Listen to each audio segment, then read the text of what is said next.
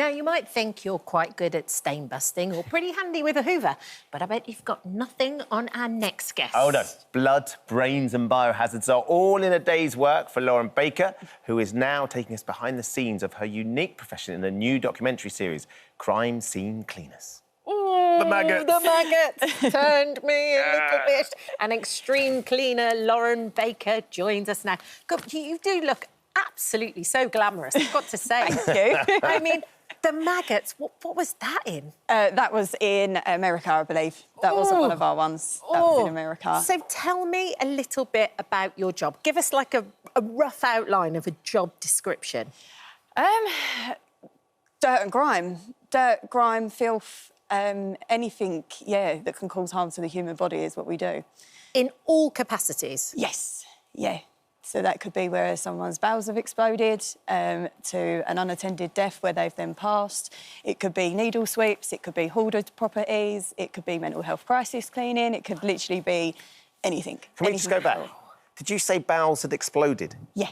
Yeah, so when you pass, your organs start to shut down. So sometimes when we attend properties and we attend unattended deaths, their bowels have erupted before they've actually passed, and then they've made their way to a place where, or they've tried to make their way to a place where they're going to be comfortable.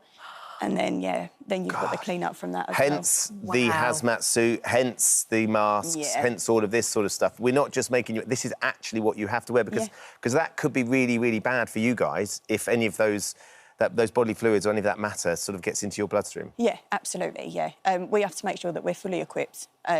Double-gloved mask, like respiratory masks, so we can actually breathe, and our goggles, and, we just brought these in as well, so they go right the way up your arm. So it's quite, it's quite tense. How on earth do you start in this world, Lauren? Good question. I'd done a really, really dirty property when I was just doing domestic cleaning, and I just wanted to help people. That was my sole thing. I wanted to help, and I knew that I could make a difference through cleaning. Because that person, I think that person had sort of a dementia, and clearly no one had been in the property world, and no one was there to look after them. Yeah, so they had carers, but unfortunately they got to a point where, with their condition, that they just didn't want the carers in there anymore. Right. And then the home just deteriorated, and then, that's where we stepped in. And that's when I soon realised that there is actually other people out there suffering like this, and then obviously hoarders then come about, and hoarding is a thing, and that can come in many shapes and sizes. So it is quite tense, it is, but I just wanted to help people. But you've also been into, like, crime scenes as well, and cleaned up after crimes. Well, we do, like, unattended deaths, so that could be anything from a crime scene to someone just falling and passing at home. Right.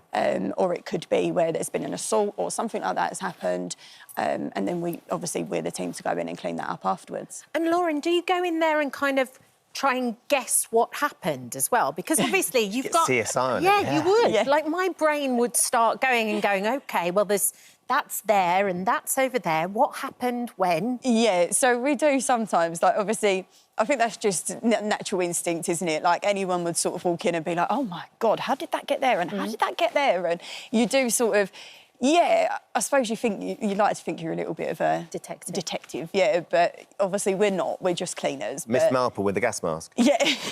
You went to one hotel room that had... Essentially, you're walking in, it is like a scene from a film. It was blood all over the place. Yeah, a lot of people don't realise that these things do actually happen, like, on a day-to-day basis.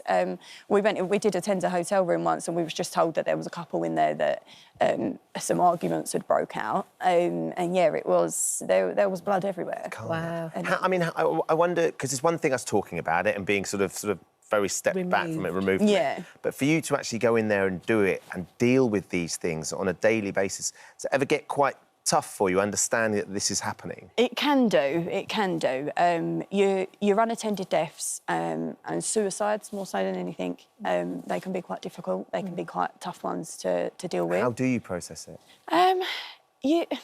You become sort of not immune, but you do sort of just... It's a job at the end of the day, and somebody has to do it. Yeah. Like, somebody's got to do that job. And you take great pride in it as well, don't you? I do. I absolutely love my job, and I wouldn't choose to do anything else now that I'm in this line of work. Like, I wouldn't sit there and think, oh, I'm going to go back to fully employed and go and work back in a pub or anything like that.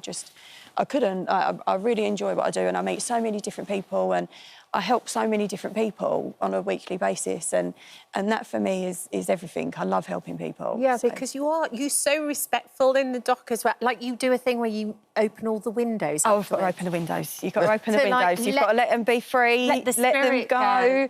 Like, you don't trap them in there because they passed in there. They didn't obviously want to pass in there. Yeah. So you've got to let them go. Like, do the windows and let them be free. And I do walk in. I do have a little chat with them. You're quite spiritual about that sort of thing. You believe that they're there? Yeah, I believe in... Yeah, I don't believe that you pass and that's it, you're gone. Like, your spirit leaves you and you've got to release them, open the window. So I sort of walk in, I go, oh, hello, love, you all right? Like, if it's an old girl or if we've had, like, a gentleman or whatever, I'm like, oh, hello, mate, you all right? Like, you can go and be free now, and I open the windows and, yeah. I mean, my team sort of look at me and they're like, are you sure? No, I get it. But can you tell when somebody has died? Do you actually get that information, or is there something about the room, like, can you tell when somebody's died? Not always. Right. Not always, because sometimes, like, we've been called to clean-ups where there isn't that much clean-up. You may have, like, a tiny little bit of blood, and you haven't got that much clean-up, but obviously you've still got to carry out your same process as what you would do if you had, like, an extreme clean-up.